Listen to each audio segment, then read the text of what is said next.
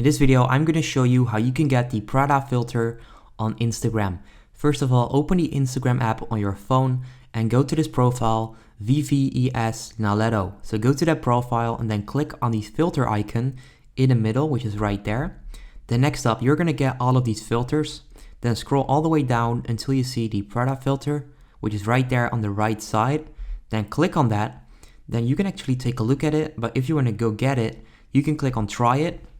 And then as you can see right there, you can actually get the Prada filter on Instagram. That's exactly how you can go ahead and get access to this filter. You can then also post it in your stories. So let me just do this. Let me just take a picture and then there you go. You can actually go ahead and post this. That's exactly how you can get the Prada filter on Instagram. If this helps you out, make sure you go ahead and leave a like on this video. I would appreciate that, and the people trying to find this would appreciate that too, since this video is going to rank higher in YouTube so that they can go ahead and use this themselves as well. Now that's it for this video, guys. Make sure you leave a like, enjoy your filter, peace out.